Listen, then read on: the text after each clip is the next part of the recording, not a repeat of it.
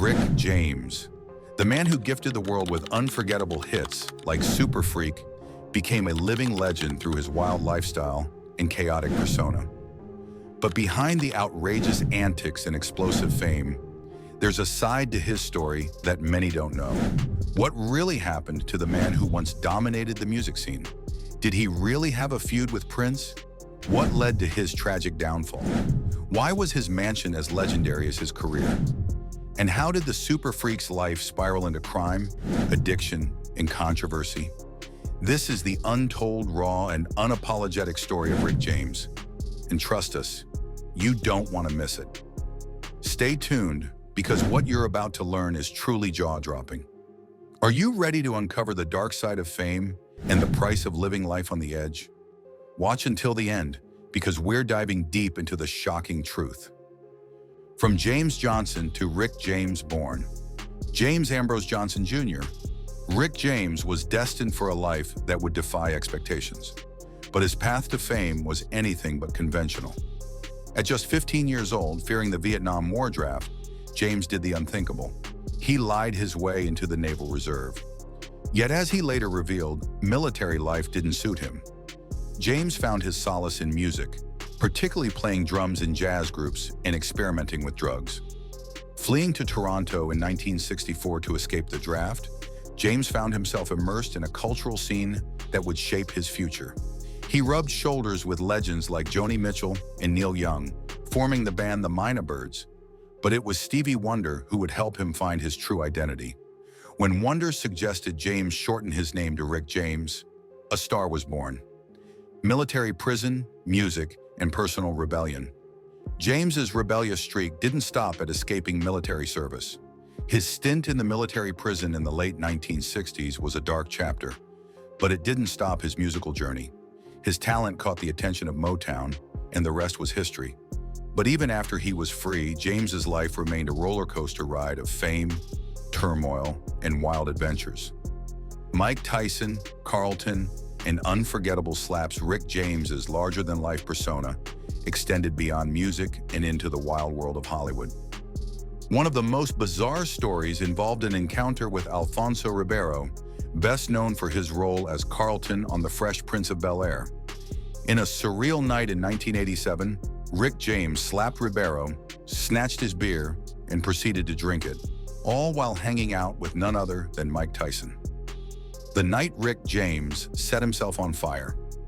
If there was ever a moment that summed up Rick James' chaotic existence, it was the night he literally went up in flames. In 1990, after a concert with MC Hammer, James celebrated the night by indulging in crack cocaine. In a bizarre turn of events, he accidentally set himself on fire while carrying a flaming plate. As the flames engulfed his robe, James, barely reacting, casually walked into his room, as if nothing had happened. The wild unpredictability of Rick James was on full display. The king of punk funk meets the lizard. King Rick James and Jim Morrison were both music legends with larger-than-life personas. In the late 1960s, their paths crossed in a surreal moment that involved a psychedelic trip to Disneyland, LSD, and a deep dive into Morrison's poetic mind. Their encounter reinforced one profound lesson. A rock star's persona was just as important as their voice. And if anyone knew how to cultivate a persona, it was these two kings, one of funk and one of rock. A heart too big for the game. Though Rick James was known for his larger-than-life antics, his brief attempt at becoming a pimp revealed an unexpected vulnerability. Despite his cold-blooded stage persona, James wasn't ruthless enough for the pimping business. He couldn't bring himself to treat women poorly, and his heart led him to give them money and protection instead. His moral compass, though unorthodox, was too strong for a life of cruelty, and he eventually walked away from the life of crime. Did Rick James really hate Prince? Perhaps one of the most legendary tales surrounding Rick James was his rumored feud with Prince. The two artists, once collaborators on the same tour, allegedly had a falling out when Prince began upstaging James. Rick James accused Prince of copying his act, stealing his spotlight, and even stealing his woman, turning Denise Matthews into the pop star vanity. The tension between the two grew to a boiling point, and their bitter rivalry only added fuel to the fire of Rick James' chaotic career. Tina Marie and the Fire and Desire. Rick James's partnership with Tina Marie was one of the most profound relationships in his life. Not only did they share a professional musical connection, but their passionate romance would define much of their personal lives.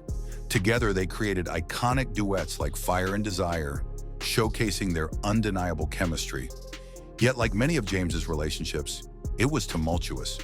But even after their romantic relationship ended, their bond remained strong, and they continued to work together until James's final years. Cocaine, Bowie knives, and drug-fueled rock and roll moments, Rick James's drug-fueled escapades were legendary.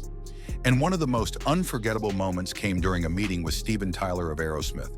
The two musicians bonded over cocaine and a Bowie knife, symbolizing their shared love of excess and rock and roll decadence.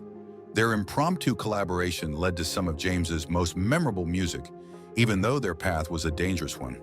Crime, imprisonment, and the struggles of addiction. The 1990s were marked by a series of tragic events that would alter Rick James's life forever. Following the death of his mother, James spiraled into depression and addiction.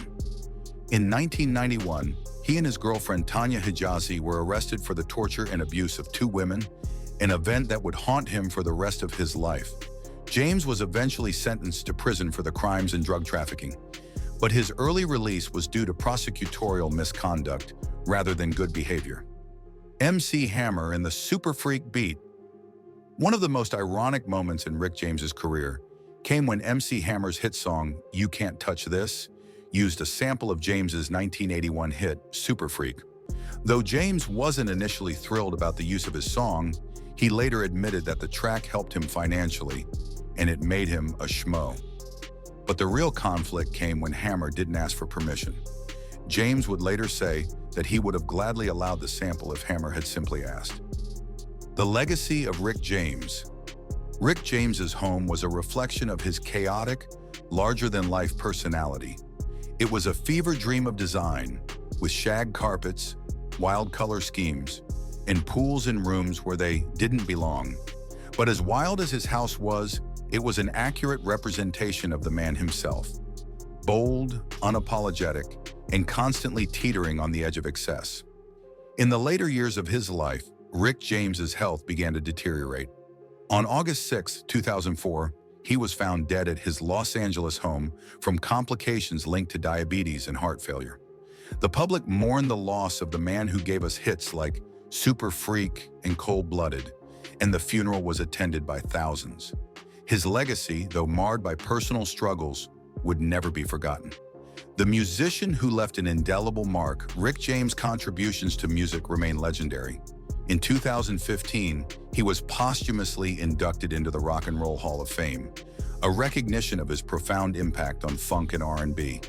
His distinctive style, unforgettable hits, and ability to push boundaries in both music and life ensured that his place in history would be secure. The legacy of Rick James is a complex one, a tale of brilliance, chaos, and vulnerability. His music lives on, and his story serves as a testament to the highs and lows of a life lived on the edge. And that's the incredible, untamed journey of Rick James, a man whose genius created some of the most iconic music in history, but whose life was marred by chaos, addiction, and scandal. From the wild stories of his Hollywood nights to the tragedy of his later years, Rick James was undeniably a force to be reckoned with. His legacy is one that will continue to resonate through music, but it's clear, fame comes at a price. For all his brilliance, Rick James's story reminds us of the dark side of celebrity. But hold tight, because this is just the beginning. In our next video, we'll be diving into the haunting tale of Little Richard's abandoned house. We'll explore the eerie remains of his once grand mansion, the tragic story of his final days, and the incredible fortune he left behind. What happened to the architect of rock and roll's most flamboyant legacy? What secrets lay buried within his abandoned home? And how did his death mark the end of an era in music history? You won't believe the shocking truth we're about to uncover. Don't miss it. Hit that notification bell and stay tuned, because the next chapter of rock and roll's most tragic stories is coming your way.